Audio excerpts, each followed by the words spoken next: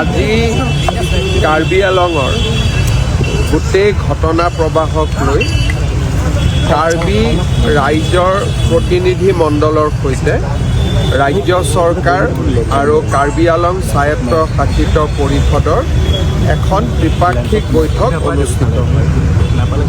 এই ত্ৰিপাক্ষিক বৈঠকত কেইবাটাও গুৰুত্বপূৰ্ণ সিদ্ধান্ত লোৱা হয়। প্ৰথম, ভিজিআৰ আৰু পিজিআৰৰ মাটিৰ সম্পৰ্কত গুৱাহাটী উচ্চ ন্যায়ালয়ৰ খণ্ড আদালতত বিষয়টো বিচাৰাধীন হৈ আছে। কিন্তু এই ক্ষেত্ৰত কাৰ্বি আংলং অট'নমাছ কাউন্সিলে আজিলৈকে শপতনামা দাখিল কৰা নাই।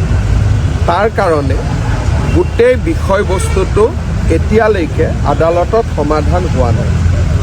আজিৰ আলোচনাত এটা সিদ্ধান্ত লোৱা হ'ল যে কাৰ্বি আংলং স্বায়ত্তশাসিত পৰিষদে 5 জানুৱাৰীৰ আগতে আদালতত শপতনামা দাখিল কৰিব আৰু কাৰ্বি ৰাইজেও আদালতত এটা পক্ষ হৈ তেওঁলোকেও আদালতৰ সন্মুখত নিজৰ দলিল ৰাখিব। ৰাজ্য চৰকাৰেও আদালতক অনুৰোধ কৰিব যে যিহেতু বিষয়টো স্পৰ্শকাতৰ, খুব সোনকালে ইয়াৰ ৰায়দান কৰিব লাগে, যাতে আদালতৰ ৰায়দান অনুসৰি আমি ব্যৱস্থা হাতত ল'ব পাৰোঁ।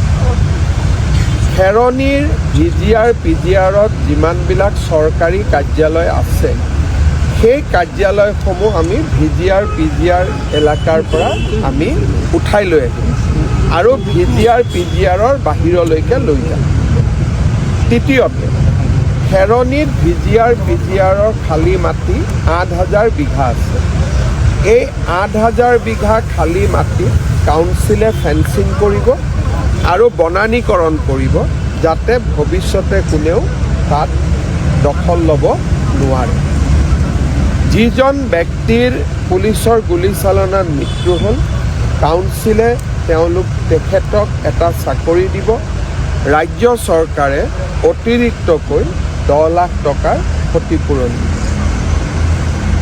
ভিজিআৰ পিজিআৰ মাটিত যিমান ট্ৰেড লাইচেঞ্চ ইছ্যু হৈছে, কাউন্সিলে আটাইবোৰ ট্ৰেড লাইচেঞ্চ কেঞ্চেল কৰিব, যাতে কোনেও তাতে ইলিগেলি ভৱিষ্যতে ট্ৰেড লাইচেঞ্চ ল'ব নোৱাৰে।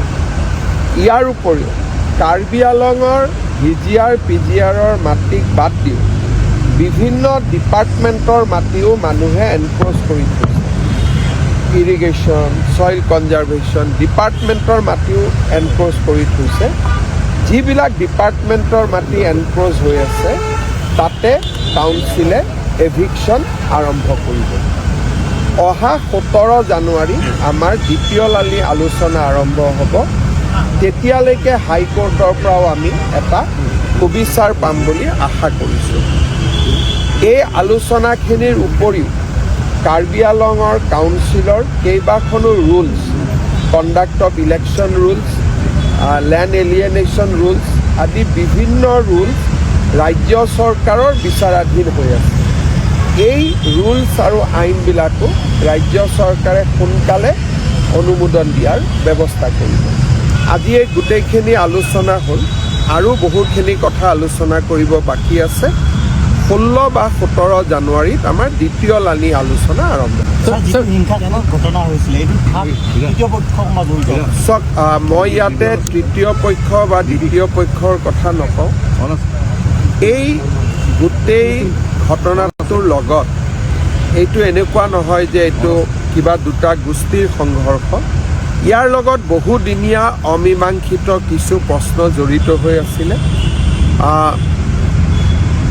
যিকোনো কাৰণতে নহওক ঘটনাটো ঘটিলে আমাৰ উদ্দেশ্য হৈছে শান্তি ঘূৰাই অনা। সেইকাৰণে পুলিচেও যিজন জীৱন্তে জুইত অগ্নিদগ্ধ হৈ মৃত্যু হ'ল, সেই কেছটো ৰাখিব। বাকী যি কেছ ৰেজিষ্টাৰ হৈছে, পুলিচেও আমি জেনেৰেল এমনেষ্টি দি দিম, যাতে আমাৰ মাজত কোনো ভুল বুজাবুজি নাথাকে।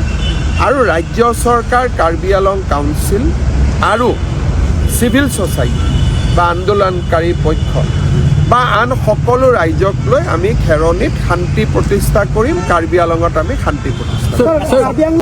কাৰ্বি আংলং ক'ত ষ্টে অৰ্ডাৰ আছে ছাৰ কাৰ্বি আংলঙত? আজি গোটেই লিষ্টখিনি আমি দেখিছোঁ, গতিকে কেছটো 5 জানুৱাৰীত আমি হাইকোৰ্টত যাম, কিন্তু ক'ত ষ্টে অৰ্ডাৰ আছে এই কথাটো আপোনালোকে কাউন্সিলৰ পৰা বুজিব, কিন্তু খেৰণীত ষ্টে অৰ্ডাৰ আছে।